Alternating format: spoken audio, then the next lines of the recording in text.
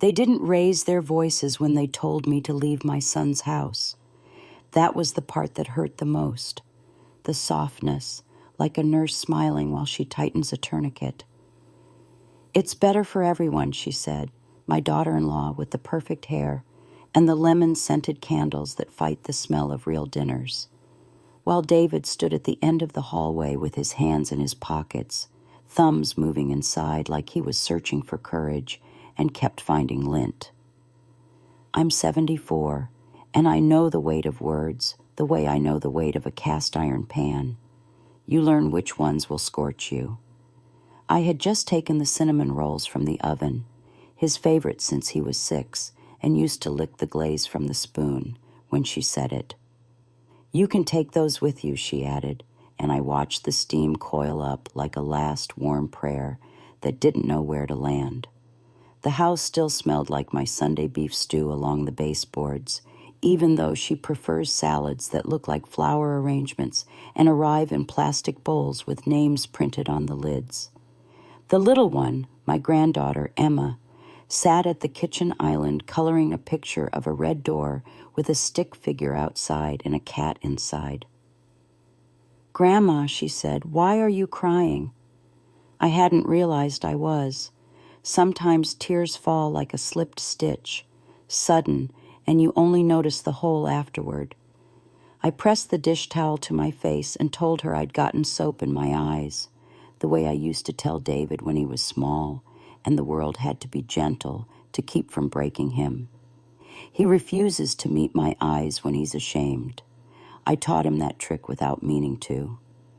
Years ago, after his father died under the sky that looked too clean for grief, I hid in the laundry room and pretended to measure detergent, and he learned that sorrow has a doorway and a light switch and the kindness of quiet. Now he stood there, not looking, letting someone else say the sentences that rearranged my life. "We just need space, Mom," he muttered. "It's not personal." But homes are always personal. Walls remember how you lean on them. I came to this house carrying my share of the bricks. Don't let them tell you otherwise. When David and Nora, that's her name, though I try not to use it when I'm angry, because names are small blessings and I don't bless her, bought this place, the bank looked over her salary and his, and then looked at me, and I laid my widow's savings on the desk, 40 years of hemming skirts for neighbors, of baking at church bazaars, of not taking the bus and walking instead, of saying no to a new winter coat because lining lasts longer than fashion. "It's for him," I told the mortgage man, and the pen shook in my hand the way it did on my wedding day, except the joy and fear wore different hats. I didn't ask to be on the deed then, and that was my first foolishness. A mother thinks her name is written into every house where her child sleeps, as if love is ink. When I moved in for a while, just until things settle after the baby, they said, my hands rearranged the kitchen into muscle memory, the pot lids into a map only I could read, the spices into the old order, cumin near courage, cinnamon near Sundays. I kept my room as small and neat as a prayer. I ironed pillowcases because smooth fabric makes dreams kinder, in my experience. I tucked a photograph of David at age 9 behind the frame of the hallway mirror, a gap-toothed boy with mud on his knees and a grin like an open window. His father used to say that boys grow in leaps, not steps. I suppose the same is true of the breaking. "Take what you need," she said, gesturing toward my room with those manicured hands that never learned the language of dishwater. She had a smile for me, but it was the kind shopkeepers have when they're about to close. I packed slowly, because time stretches if you ask it kindly. Each drawer was a geography of small lives, the thimble my mother pressed into my palm the day I left her house, the scarf David picked for me at a school fair because it was my favorite blue, not the color, just the idea of me having favorites. My wedding ring lay in a velvet box like a quiet animal. I slipped it on and told the mirror, "You know who you are." Then I wrapped the cinnamon rolls in a tea towel and put them on the very top of the suitcase, because leaving with warmth is a way to defy winter. When I came back to the hall, David had moved closer, as if to help, as if he remembered the weight of his own infancy in my arms.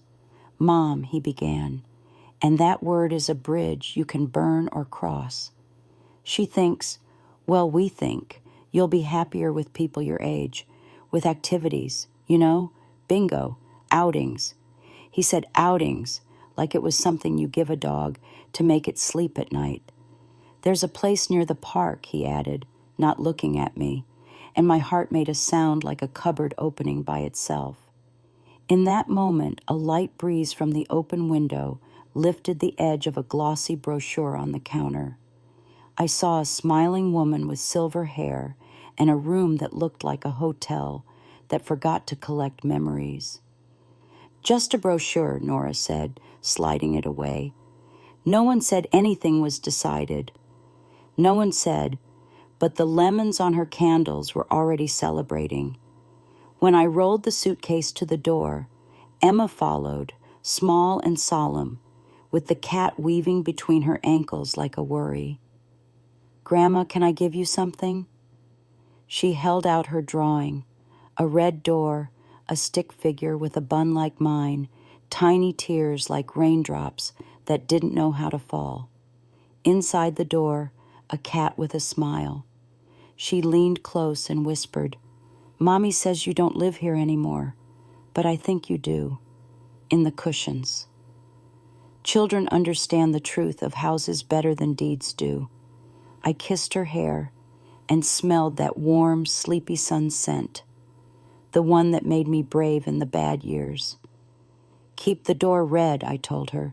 "A red door is a promise you can see from the street." My suitcase bumped over the threshold. The air outside felt thinner, like a dress taken in too much. The neighbor, Mrs. Patel, watered her azaleas and pretended not to watch. Kindness often wears the mask of distraction. "Call me if you need," she mouthed, and I nodded, because dignity is also a kind of phone number. At the bottom of the steps, my hand went to the clay turtle beside the hydrangeas, the hidey-hole David and I made when he was 12 and learning secrets. There, under a film of dirt, lay the spare key with its little blue ribbon. I don't know what I planned. Maybe nothing. Maybe just to feel that metal weight and remind myself that doors are choices. But habit is a drum we march behind. I slipped the key into the lock, and it turned beautifully and caught on nothing, like a ballerina who practices only the spin and never the landing. They had changed the locks. Behind the glass, the smart doorbell blinked a bored blue, and then the door opened just enough for her face to spill through. "I will call the police if you trespass," she said softly, like she was offering me tea. "We need boundaries." Boundaries. Once, when David was small and angry at the world for taking his father, he drew a circle with chalk on the driveway and wrote "Mom" in it and said no one could cross unless they meant kindness. Somewhere between then and now, we forgot the spell and kept only the chalk. I lifted my suitcase again. My feet took me toward the bus stop, because feet remember old routes. Halfway down the sidewalk, a slip of paper fluttered against the curb like a nervous bird. The brochure, maybe, or the receipt tucked inside it. I don't know why I turned back, only that mothers have a sense for things that are about to matter. It was an envelope from Maple Grove residence, the very place with the friendly flowers on the pamphlet. A deposit receipt. Not just looking. Paid with a card ending in the numbers I recognized as mine, the ones I recite in my head when I worry in the grocery line. For a second, the world tilted, and I saw my own life like a framed picture hung crooked. Then I set it straight with the edge of my palm. I looked up to the window. David stood there behind the curtain, his outline waiting, his thumbs moving again in a pocket universe he thought could keep him safe. I slipped the paper into my coat sleeve the way I used to hide surprise birthday candles. The door opened and he came out fast, the way he used to run when he scraped a knee. "Mom," he said, breathless, not looking me in the eye. Did you happen to take a card from the counter? I need your card for something." His voice cracked on need, and for the first time all day, I felt something hot and sharp rise in me that wasn't sorrow. I touched the place where the ring warmed my finger, thought of the chalk circle, and met his eyes. "Do you," I asked quietly, "need it for me?" When I left their doorstep with the suitcase tugging at my arm, I thought the world might open wide enough to swallow me whole. But instead the street felt smaller, tighter, as though even the houses on either side had pulled in their shutters. My son's shadow had stayed behind the curtain upstairs, and the only thing that came with me was the crumpled receipt I'd slipped into my coat sleeve. The autumn wind was sharp, carrying the scent of damp leaves and the faintest sweetness of someone else's dinner cooking. My feet moved without my permission, carrying me past the bus stop and further down toward the old bakery where I used to buy David's birthday cakes. The neon sign buzzed weakly, half the letters gone, but I still remembered the way his face used to light up when he saw the chocolate frosting with his name scrawled across the top. Back then, love was enough to keep a roof steady. I pushed the bakery door open, and the bell above it jingled, a sound so familiar it almost undid me. Behind the counter was Mrs. Patel's niece, a young woman who didn't know my history, and she smiled politely. "Just browsing," I whispered, though I had no money for treats. I sat down at the corner table where David once spilled orange soda across his homework, and I pressed my hand against the worn wood. My fingers found a groove carved long ago, the trace of initials from children who wanted to leave proof that they mattered. I thought about the receipt again. Maple Grove residence. It wasn't just a plan. They had already used my own savings to pay for my exile. The betrayal burned hotter than the autumn air outside. How could the boy I nursed through fevers and nightmares sign me away with a pen stroke? I stayed until the shop closed, unwilling to go back to the rooming house I sometimes rented when things grew tense at home. That night, as I lay on a stiff mattress with the receipt under my pillow, memories crowded me like uninvited guests. The first night David's fever had spiked, I had sat by his bed wiping his forehead with a cold cloth, whispering promises that he would never be alone. I remembered the day he graduated, standing tall in his cap and gown, searching the crowd until he spotted me, his smile wide and unbroken. I remembered how he clutched my hand at his father's funeral, saying he would never leave me, not ever. Each memory was a thread, and together they formed a net that caught me before despair could drown me completely. But now those threads had been cut by the people living in my house, people who thought I belonged to someone else's schedule of bingo nights and supervised meals. The following morning, I walked back to the neighborhood, not to confront them, at least that's what I told myself, but because I needed to see if Emma's red door still glowed in the drawing she'd given me. I found her at the school gate, her backpack bouncing against her shoulders, her braids uneven. When she saw me, her little face brightened, and she ran into my arms before her mother could pull her back. "Grandma, did you eat the cinnamon rolls?" she asked. My throat tightened. "Not yet," I said. "They're waiting for the right moment." Nora appeared then, her lips pressed into a line. "This isn't appropriate," she hissed. "We need boundaries." That word again. I looked her straight in the eye, clutching Emma's small hand in mine. Children need roots, I told her. Don't cut her off from mine. She pulled her daughter away, but not before Emma slipped a folded paper into my palm. Later, when I opened it, I saw she had drawn another door, this time wide open, with 2 stick figures holding hands. One had a bun of hair like mine, the other wore a crooked smile. Underneath, in uneven letters, she had written, "Home." That word gave me strength.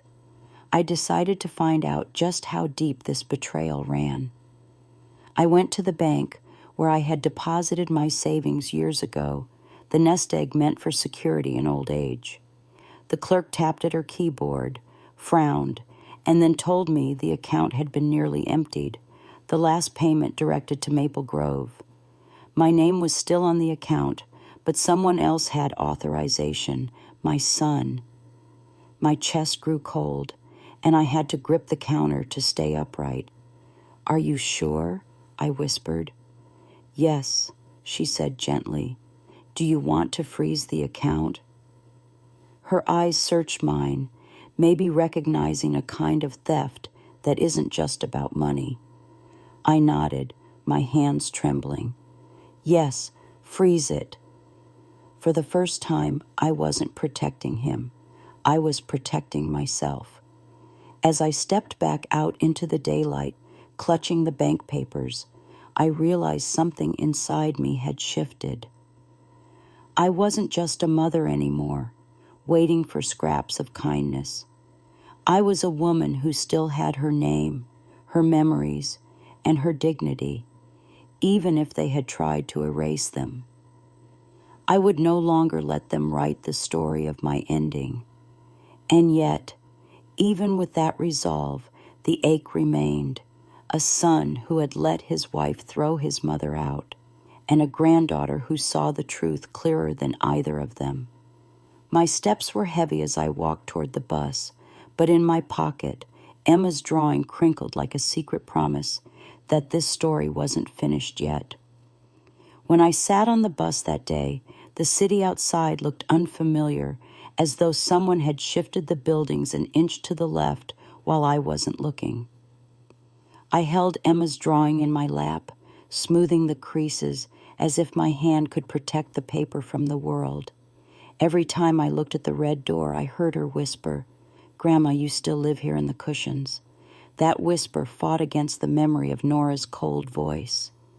We need boundaries. Boundaries.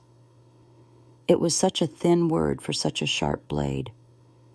The bus jolted forward, and in the window's reflection I saw myself, a 74-year-old woman with hair pinned back too tightly, lines cut deep from years of smiling for others, eyes dimmer than I remembered.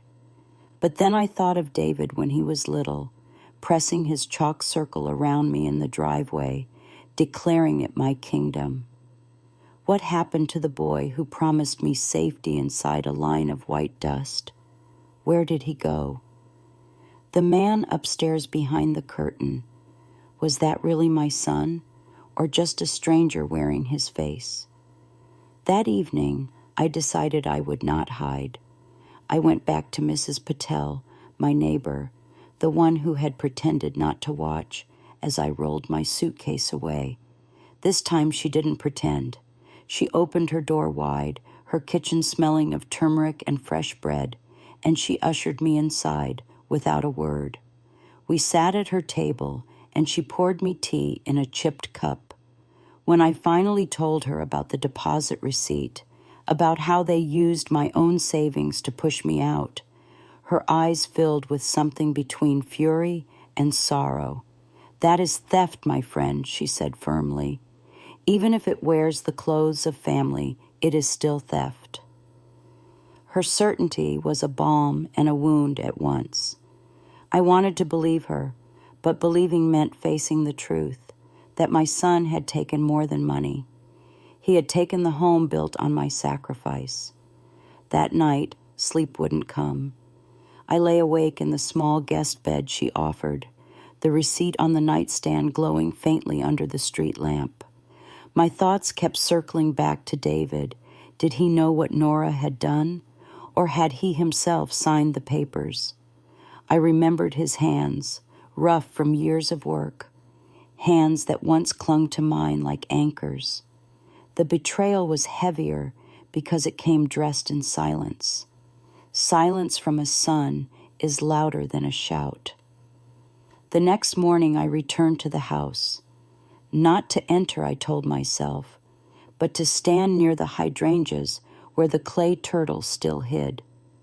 My fingers itched to lift it, to check if another spare key lay beneath. Instead, I saw Nora at the window, pulling the curtains tight the moment our eyes met. I stayed anyway, because sometimes presence is a protest. When David came out with his briefcase, he hesitated at the gate. For a second, his lips parted like he might apologize. But instead he said, "Mom, this isn't helping anyone. Please, don't make it harder." Harder, as if I were the one chiseling away at family stone. I wanted to shout, to shake him, to remind him of the nights I skipped dinner so he could eat, the winters I wore patched boots so he could have new ones. But all I could say was, "You already made it harder." He turned and left without another word. Inside me, a small flame lit.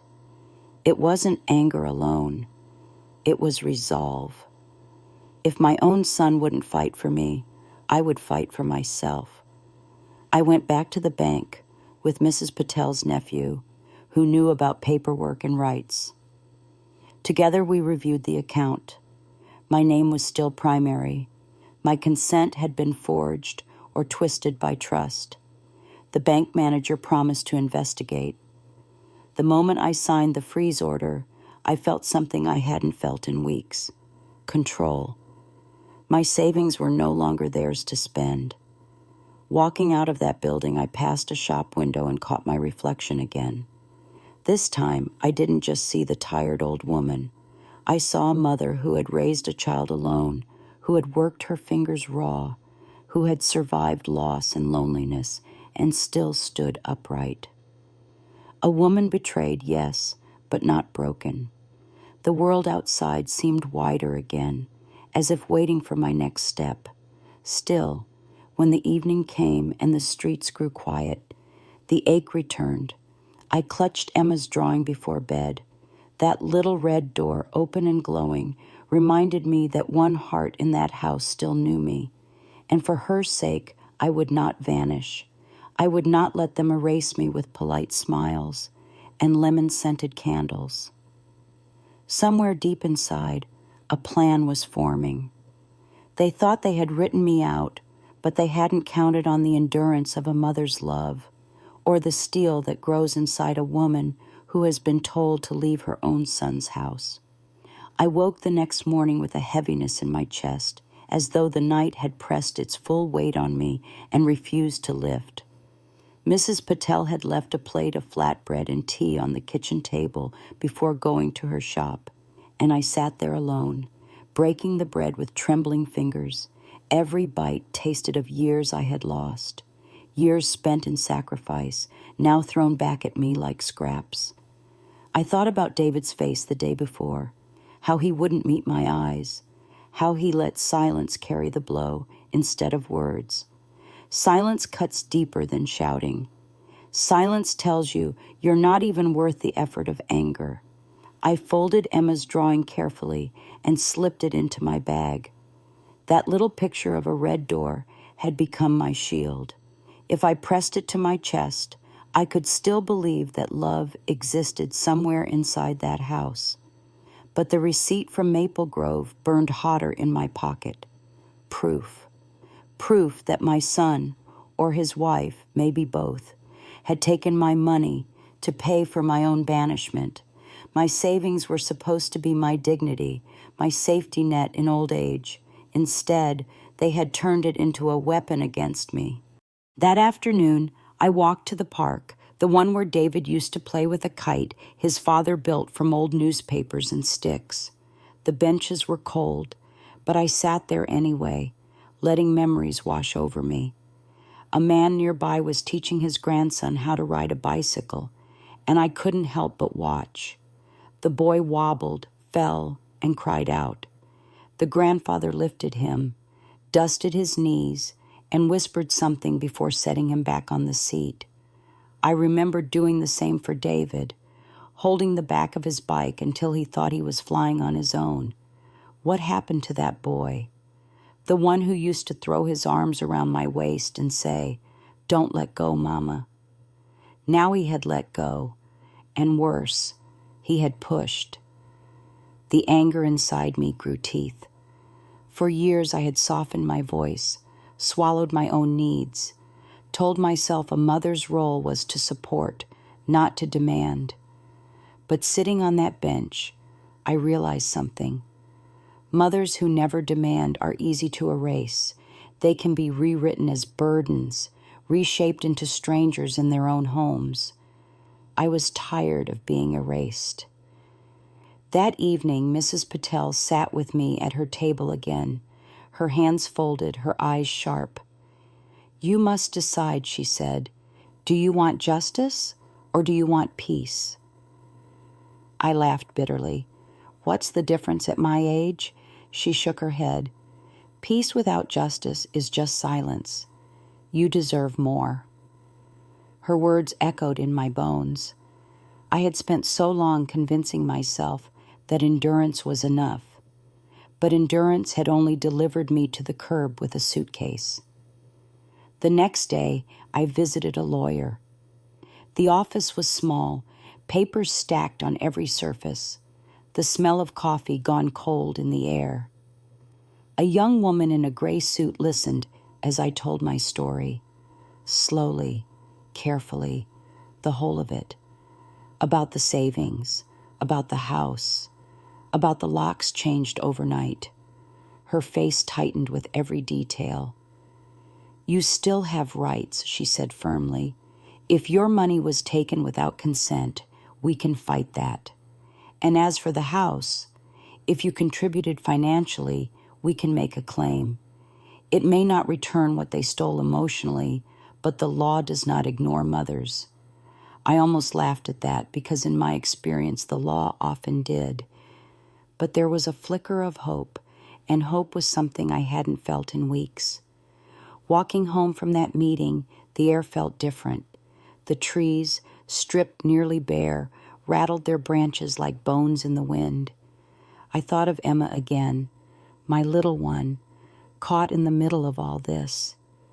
She was the only soul who saw me as I was, not a burden, not a nuisance, but a grandmother whose love made the walls of that house softer.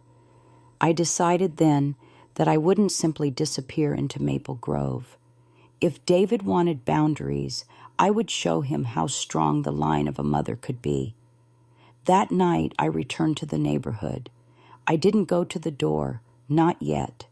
Instead, I stood across the street, watching the windows glow. Through the curtains, I saw Emma's small shadow darting across the living room, holding something up to her mother. For a moment, Nora bent down, and Emma shoved the paper toward her chest. Even from that distance, I knew what it was. The drawing. The red door. I could almost hear Emma's voice. "She still lives here." My throat ached with unshed tears.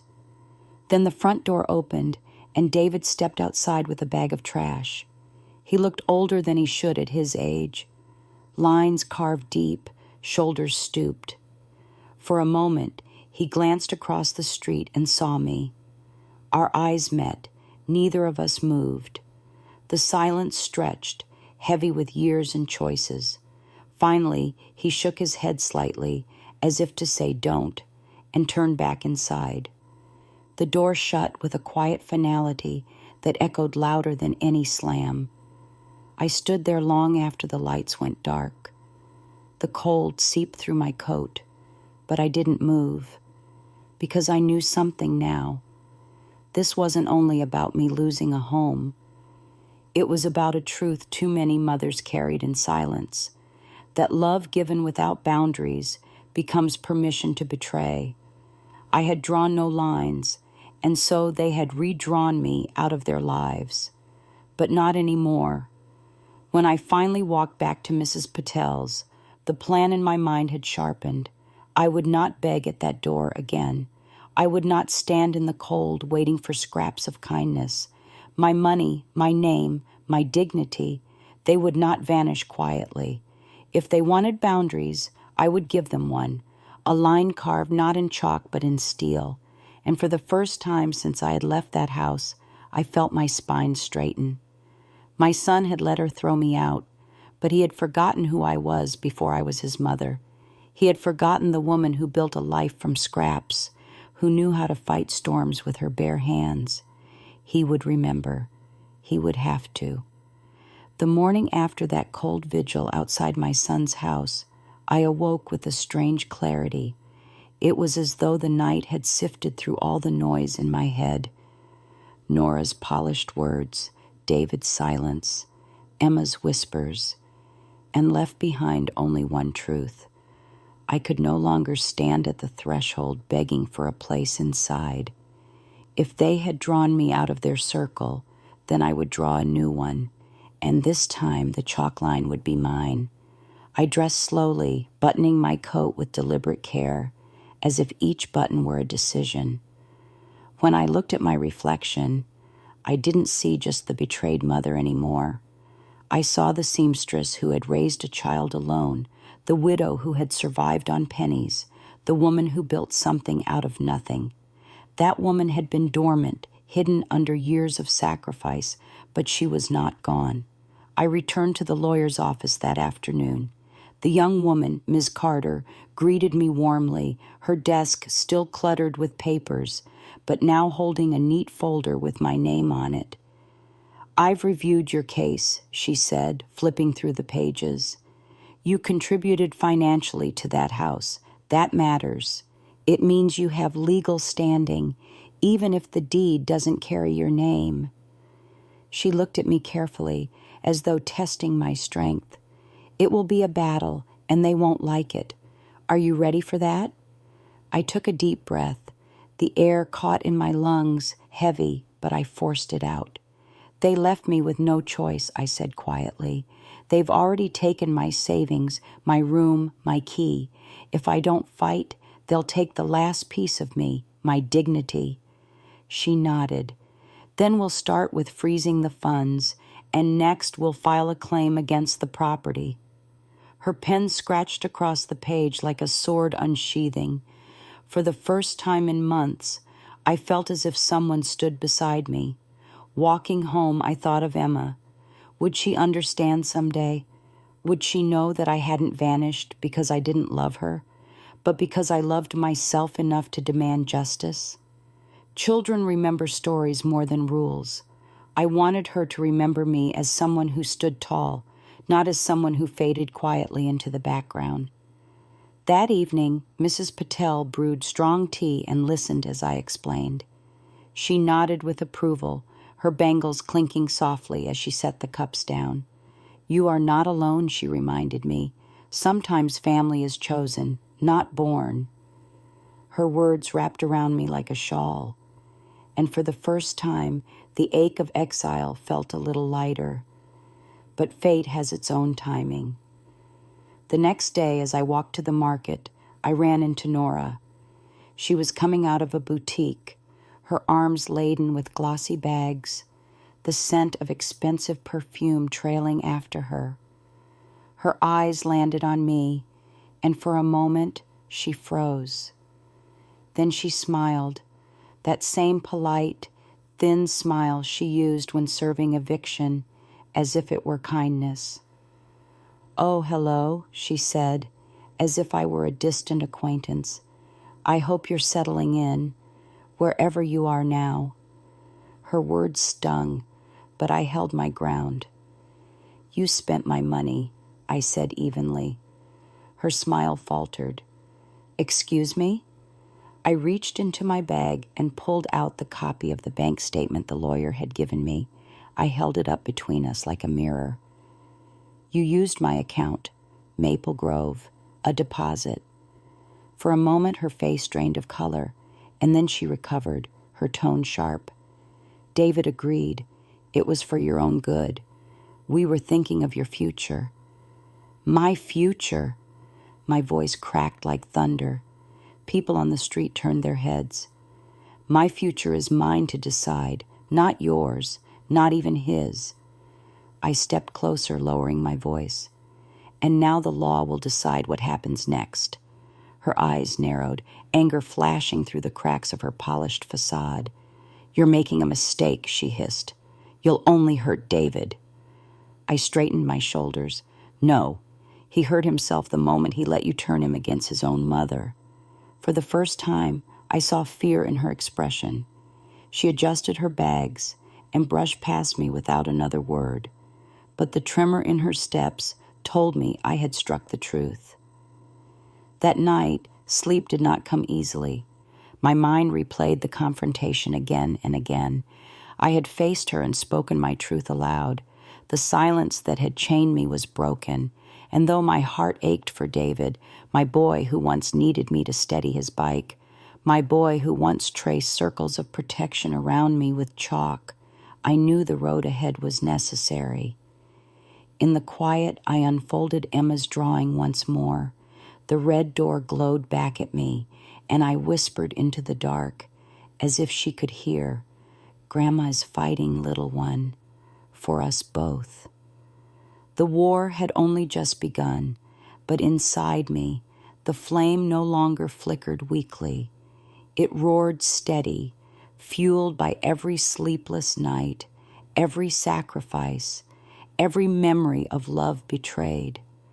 They thought they had thrown me out for good. They didn't realize I had just stepped into the battlefield, and this time I wasn't walking away. The day after I faced Nora on the street, the city felt like it had shifted its breath. Even the leaves in the gutters seemed to listen as I walked. I went straight to Miss Carter's office with a stiffness in my spine I hadn't felt since the days I lugged bolts of fabric up 3 flights of stairs for a dress that had to be finished by Sunday service. She had laid everything out: an affidavit for the bank, a request for surveillance review on the withdrawal dates, a notarized letter asserting that I had never consented to any deposit at Maple Grove, and a petition to place a temporary injunction on changes to the house's title or refinancing. While she spoke, the pen in my hand felt heavier than it should, like a small hammer tapping a bell that had been quiet too long. I signed, and the sound it made inside me was clear. One more thing, she said, sliding a folder toward me. Inside lay a photocopy of a power of attorney form dated 3 months back. My name printed neatly, and my signature, looped at the bottom like a stranger wearing my coat. The air drained from the room. I didn't sign this, I whispered. The W in my last name on that line was wrong. It did not dip the way my hand always dips on the second curve, the way it has dipped since I wrote vows and school permission slips and condolence notes in the same deliberate hand. We'll have it examined, Miss Carter said. Forensics can tell. If it's forged, it is a crime. The word crime landed between us without apology. I held the paper, and for the first time I allowed myself the full shape of the thought I had been trimming to fit love. What they had done to me wasn't just unkind, it was unlawful. On my way back to Mrs. Patel's, I stopped at the park and sat with the folder clasped to my chest. A boy threw bread to pigeons, the crumbs scattering like small promises. I remembered the way David used to beg me for one more story at bedtime, the pirate with the gentle heart, the knight who learns that bravery is just love with armor on. I had told him we are what we do when no one is watching. Perhaps I should have added, we are also what we sign when we think no one will check. At dusk, I found Mrs. Patel sweeping her steps, the rhythm of the bristles a comfort. She took one look at my face and ushered me inside. I showed her the paper. She hissed softly between her teeth and touched the wrong W with a fingertip, as if she could rub it back into the truth. I saw her at your mailbox that week, she murmured, eyes narrowing. Nora, twice. She said she was helping with your appointment cards.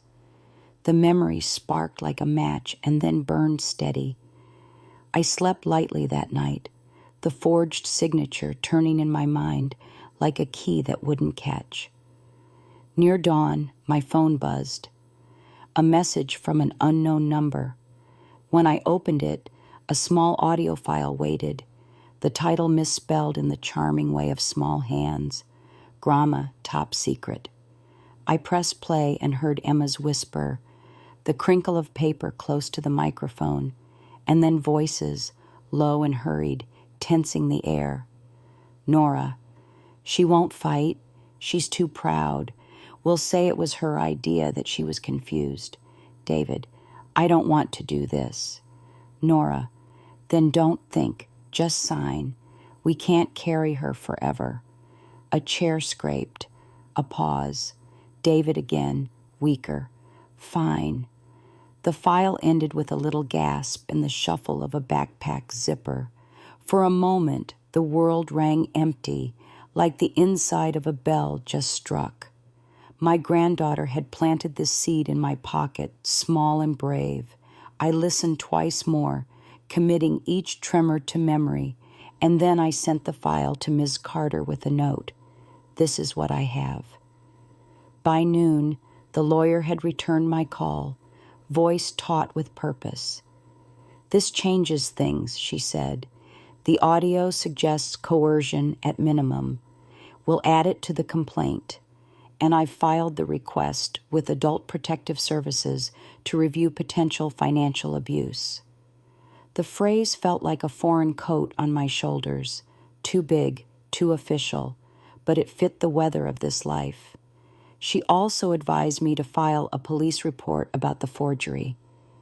I went to the station, the fluorescent lights buzzing, a fan turning the air into slow soup. I sat at the metal desk and told a young officer my story from the beginning, holding nothing back, as if I were placing jars of preserves on a shelf, each labeled, the savings, the key, the doorbell, the deposit, the signature that wasn't mine. He typed, pausing to look up with eyes that were careful but not cold. I'm sorry this happened, he said when we were done. I surprised myself by believing him. The days that followed were a rhythm of action and ache. The bank confirmed the freeze and flagged the POA for review. Maple Grove emailed a curt acknowledgement that the deposit was being held, not used, pending investigation. Ms. Carter found a handwriting examiner who agreed to review scans. Even the small dip of my W became a battleground. And in the spaces between, I walked. I walked past the schoolyard where Emma chased a blue ball, her braid coming loose like a little flag. I walked past our church, where I had once set out plates of sweet rolls, the exact kind now hardening in a tin at Mrs. Patel's. I walked past the house that had my curtains, but not my breath. Behind the glass, I sometimes saw movement, a flash of a cartoon on the TV, the cat twitching its tail, the outline of David's shoulders like a hill worn down by weather. They had closed the curtains now, as if shame were a draft you could keep out by pulling on a string. On the third afternoon, I found David where I knew I would, at the back of a warehouse where he took on extra repair work after hours, a habit he'd started when Emma was born, when bills multiplied like rabbits. The door rolled up with a clatter. The smell of oil and sun-warmed rubber hit me. He looked up, eyes widening, then narrowing into the familiar squint he wore when a bolt refused to budge. "Mom," he said, wiping his hands on a rag that had given up long ago. For a second, The room held both versions of him, the boy who had fallen asleep with his head in my lap, and the man who had signed lines that cut me out. "I know about the paper," I said, not raising my voice. "I know about Maple Grove. I heard your voice." He swallowed, throat working. "It's not what you think," he began, but even he seemed to choke on the thinness of it. "Nora thought, she said, you'd be better cared for." I stepped closer, holding his eyes the way I used to hold the back of his bicycle seat. "Better cared for without a key, without a question, with my name bent into shapes that aren't mine?" He looked away, shame a tide he could not stem. "We're in debt," he muttered finally. "That remodel, the interest rate jumped. Emma's dental, then the heater broke and the car. Every month it's something. Nora's parents had to help. She said if we put you in Maple Grove, we could rent your room to a lodger and keep the house. She said you were lonely, that you'd be safer there." Safer, such a slippery word. "And my money?" I asked. His shoulders sagged. "She said it was fair, that you'd be living there, it was for you." My laugh came out like a bark, something feral I didn't recognize. "For me, with my signature faked." He flinched. "I didn't, look, I signed because I thought it would stop the bleeding." He lifted the rag and twisted it until a dark drop fell. "I didn't think you'd fight." I watched my son confess an absence. It was almost worse than any admission of intent. Something softened then, not forgiveness, not yet, but a bend in the stiff branch. I saw the fear in him, the way a man who is drowning will push under even the woman who taught him to swim. Fear didn't excuse, it only explained. "I am fighting," I said. "I have to, for me, for Emma, so she knows what we are." He nodded, a small jerk. "What now?" he asked, and the question sounded like a boy again. "Now," I said, "you tell the truth." I told him about the report, the injunction, the examiner, the audio. He sank onto a crate, the air leaving him. "Nora will be furious," he whispered. "Then she will be furious," I said simply, "and you will be a man who chooses the right side of the line." When I stepped back into the late light, the sun skimmed the roofs like a coin tossed along a fountain's edge. I folded Emma's drawing smaller and tucked it deeper into my pocket, as if it were a talisman that worked best pressed against the body. At Mrs. Patel's, the kettle sang, and for a moment steam fogged the window the way it used to in my kitchen when cinnamon rolls came out golden and the house smelled like a holiday that had arrived early. We ate in silence, two women at a small table braced against a large world. After the dishes, I sat with the folder again and ran my finger along the wrong W until I felt the shape of my own return to me, dip by deliberate dip. That night, I was almost asleep when a soft tap sounded at the door, gentle as rain on a summer awning. Mrs. Patel called from her room. "Shall I get it?" I was already in the hall, my hand on the knob before thought arrived. When I opened it, the corridor's dim light pooled around a familiar silhouette, shoulders slumped, hands empty. David stood there, the boy and the man, flickering like two frames of a film that could still be spliced back together if only the cut were clean and the hands steady. "Mom," he said, voice raw, "can we talk?" The kettle clicked cooling metal in the kitchen. Behind him, somewhere in the city, a siren wailed and then faded. I stepped aside to let him in. David stepped into Mrs. Patel's small apartment, like a man who had walked too far in shoes that didn't fit. His shoulders sagged, his hands twisted at nothing, and for a moment I saw the boy he used to be, the boy who once clung to my skirt when thunder rattled the windows. He looked at me, his lips parting, as if the right words had broken free and then slipped back down his throat. "Sit," I said softly, not as an invitation, but as a command only a mother can give. He obeyed, lowering himself into the chair across from me at the table that smelled faintly of cumin and tea. Mrs. Patel, wise as always, disappeared into her room, leaving us alone. "I never wanted it to be this way," he began, his voice raw, like a rope pulled too tight. I thought if I agreed, things would calm down. Nora said it was only temporary, that you'd thank us later." I leaned forward. "And did you think to ask me?" His eyes darted away. Silence sat between us, heavy as stone. "You were always strong, Mom," he murmured finally. "Stronger than me. I thought you could handle it. And He stopped, pressing his hands against his face. I was drowning. For a flicker of a moment, I wanted to gather him up, to tell him it was all right, to remind him that mothers know how to pull their children to shore. But then I remembered the cold door handle, the lock that refused me, the receipt with my card number printed like a brand, and I knew, if I comforted him now, he would never understand the depth of the wound. "I was drowning too," I said, my voice steadier than I expected. "And you chose to throw me overboard instead of reaching for my hand." He winced, as if the truth were a blow. "I didn't know what else to do," he whispered. "There is always another choice," I told him. "You just didn't choose me." The words sat in the air like a verdict, and I let them.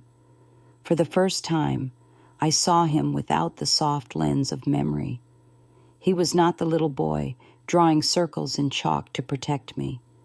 He was a man who had made a bargain at my expense. He rubbed his hands together, restless. "The lawyer, the report. Nora says you're trying to ruin us." I almost laughed, but the sound caught in my chest. "I'm trying to save what's left of me, what you didn't already give away." His face crumpled. "I don't want to lose you," he said. And for a moment I saw the boy again, the boy who once whispered the same words after his father's funeral. But words without deeds are feathers in the wind. "Then stand with me," I said quietly, "not against me. Tell the truth. Admit what was done. If you do that, maybe, we can still find a way back." He swallowed hard, his Adam's apple bobbing. "And if I don't?" "Then you've already lost me," I said. The silence stretched. At last he nodded slowly, like a man carrying a weight he knew would crush him if he set it down too fast. "I'll talk to the lawyer," he said. "I'll tell them what happened." Relief and sorrow twisted inside me, two vines choking the same tree. I wanted to believe him, but trust is not a switch you can flick back on. It is a candle that, once extinguished, takes time and trembling hands to relight. That night, after he left, I sat at the table alone. The city outside hummed with distant traffic, but inside, the only sound was the ticking of Mrs. Patel's old clock. I unfolded Emma's drawing once again, the red door, the open space, the two stick figures holding hands. My eyes blurred, and for a moment, I let myself imagine that the figures were David and me, reunited, the door wide open. But when I closed my eyes, I saw Nora's smile instead, sharp as glass. I knew she would not surrender easily.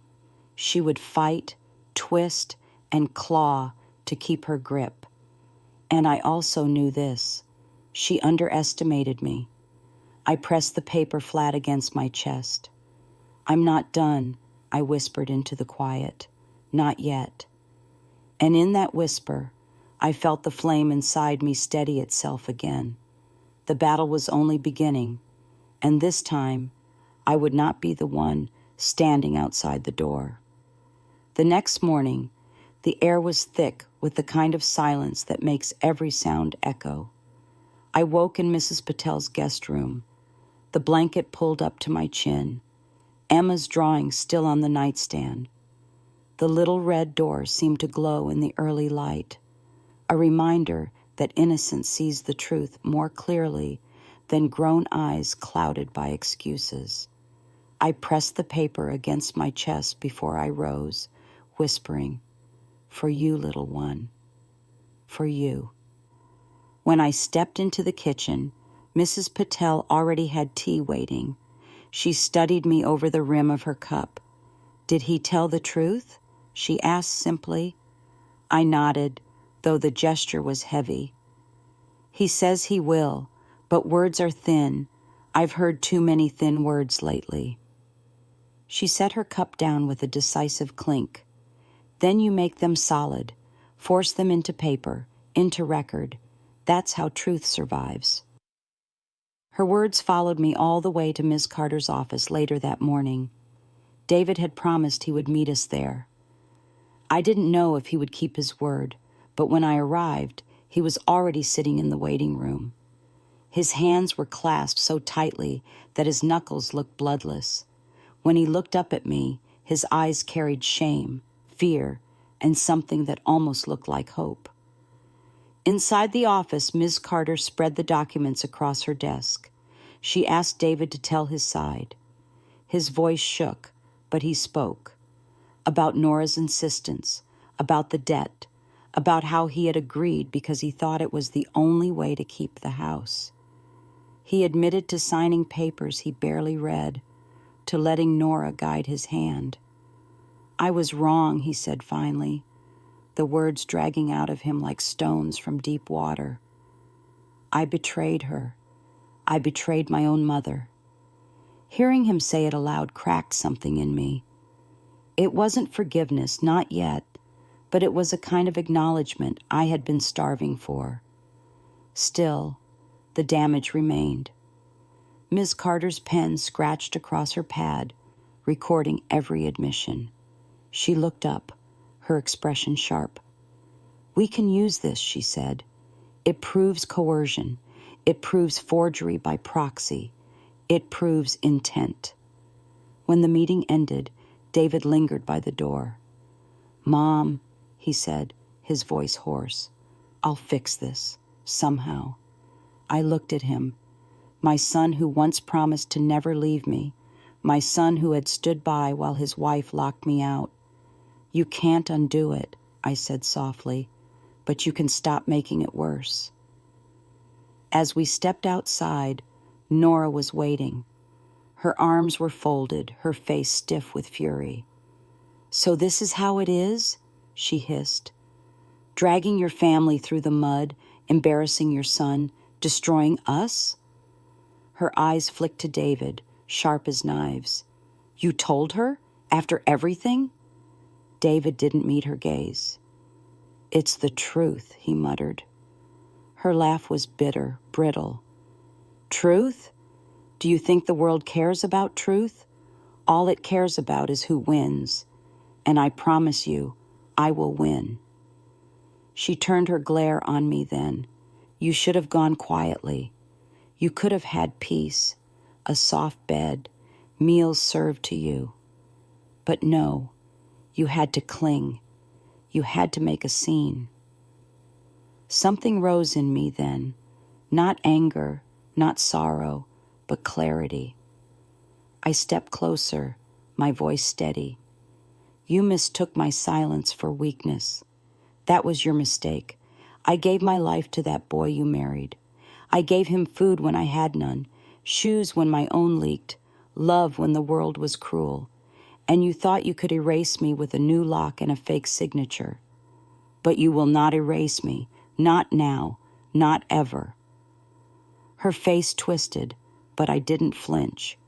For once, it was she who turned away first, pulling her coat tighter, as though the wind had grown too sharp. David followed her, his steps slow, weighted with something he couldn't shake. That night, alone in Mrs. Patel's apartment, I sat by the window and let the city lights blur into stars. The path ahead was still uncertain. The case would take time. The wounds would not heal quickly. But for the first time since that door had shut in my face, I felt a sliver of strength rooting itself in me. Emma's voice came back to me, soft and certain. "Grandma, you still live here in the cushions." She was right. My presence could not be erased from that house. I lived in its walls, in its recipes, in the very air that carried the smell of cinnamon and stew. And more than that, I lived in her drawings, her whispers, her fierce little love. I pressed the drawing to the glass, letting the city's reflection merge with the red door. "You gave me back my fight, Emma," I whispered, "and I promise you, I will not stop until the door is open again." The night deepened, but I no longer felt like a woman pushed into the dark. I felt like a woman standing at the edge of her own beginning. The battle with Nora would grow sharper. The law would take its slow course. My son would have to decide, once and for all, whether he stood with me or against me. But me? I had already decided. I was not a burden. I was not disposable. I was a mother, and a mother does not vanish. And for the first time in a long while, I closed my eyes and slept deeply, my hand resting on the red door, my heart steady with the quiet fire of someone who refuses to be erased. The morning after I finally slept deeply, I awoke with a kind of calm that felt almost foreign. For weeks, I had lived in fear, humiliation, and sorrow. But now, there was something else under my ribs, an ember of certainty that no storm could put out. I dressed carefully, as if my clothes were armor, the wool skirt I had mended myself, the scarf David once gave me for Mother's Day. I wanted to walk into the world, not as a ghost of a woman discarded, but as someone who still owned her name. When I stepped outside, Mrs. Patel was waiting with her watering can, her eyes bright and alert. "Court papers will take time," she reminded me, "but you must hold steady." I nodded, though my heart thudded in my chest. The legal path was moving, yes, but I knew the true battle was closer, beating behind the closed doors of that house where I had once belonged. That afternoon, I found myself standing across the street from my old home again. The curtains were half drawn, the cat sprawled in the window like a lazy guardian. Through the glass, I caught sight of Emma. She was coloring, her little head bent, her braids slipping loose. My throat tightened. I raised my hand slightly, not enough to draw attention, just enough to wave at her. She looked up, her face lighting, and she waved back with both hands before Nora swept into the room and pulled the curtain shut. The sting of that gesture cut deep, but it also gave me fire. If Nora thought she could erase me from Emma's life with a flick of fabric, she was wrong. Children remember love in ways no curtain can hide. That evening, Miss Carter called. The handwriting expert confirmed it, she said. The signature was forged, and the audio file from Emma, though it's not perfect evidence because of her age, it supports the timeline. This case is strong. I closed my eyes, gripping the phone until my hand ached. Strong. A word I hadn't heard tied to me in so long. The next days blurred with meetings, statements, signatures, real ones, mine, and all the while I felt Nora circling like a hawk, her presence in every whisper from neighbors, every sharp glance at the market. Once she cornered me outside the church, her lips painted like a wound. "You're tearing this family apart," she spat. I met her gaze without flinching. "No, I said quietly. You did that when you locked me out. Her mouth tightened. You think David will forgive you when this is over? When he loses the house? He already lost more than a house, I answered. He lost his mother's trust. And you can't blame me for that. You built it with your lies. She turned away, but her silence told me she understood the truth of it.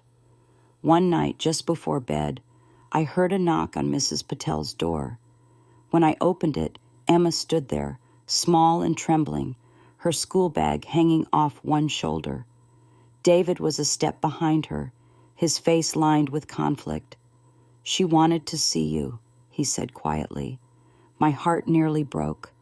Emma ran into my arms, burying her face in my scarf. Grandma, I miss you, she whispered. I held her tight, breathing in her little girl scent of crayons and shampoo. I miss you too, my love, I murmured. David lingered, his hands shoved in his pockets. I told Nora she can't stop this anymore, he said. I can't stop it either. If the law says you have rights, then, he faltered. Then maybe this was the only way to make me see how far we'd gone. His words were jagged, unfinished, but I clung to them anyway. It wasn't an apology strong enough to rebuild trust, but it was a crack in the wall. After Emma left that night, I sat with the drawing again. The red door had become more than a child's art. It was a prophecy. One day that door would open again, not because they allowed it, but because I demanded it. Still, I knew the hardest part was yet to come. The court date was set. Nora would not bow out quietly. She would fight with every polished word, every false smile, every ounce of venom she could summon. But I was no longer afraid, because now I had more than just a case. I had proof. I had truth. I had Emma's love. And most importantly, I had myself again. That night, as I lay down to sleep, I whispered into the darkness. You told me to leave. You thought I would vanish. But I am still here, and I will not go quietly. For the first time in a long time, I didn't feel like a mother cast aside. I felt like a woman standing at the edge of justice. And I knew when the day came, I would step through that courtroom door with my head high, carrying every scar, every sacrifice, every ounce of love that had been turned against me. And I would not walk alone, because Emma's little handprint, hidden in my pocket, was proof that my place in this family could never be erased. The morning of the hearing, I woke before dawn. The city outside was still hushed, a thin mist clinging to the windows. I sat on the edge of the bed, my scarf folded neatly on my lap, Emma's drawing pressed against my palm. The red door, once a child's simple sketch, had become my shield, my flag, my truth. I whispered to myself, this is the day. Mrs. Patel insisted on coming with me. You shouldn't walk into battle alone, she said, slipping her arm through mine as we left her apartment. Her presence steadied me. We took the bus together, the silence between us not empty but strong, like two stones leaning against each other. At the courthouse, the air smelled of paper and polished floors. Miss Carter met me at the entrance, her gray suit immaculate, her eyes sharp. We're ready, she said firmly, placing a reassuring hand on my shoulder. David was already inside. He sat on the bench, hunched forward, his face pale, his hands clasped as if in prayer. He looked up when I entered. For a long moment, neither of us spoke. Then he gave a small nod, one that carried both shame and fragile resolve. And then Nora arrived. She swept into the room as though she owned it, her heels clicking, her perfume trailing, her face set in practiced confidence. But beneath that polish, I saw the tightness in her jaw, the strain at the edges of her smile. She carried her lies like fine china, balanced carefully, ready to shatter. The proceedings began.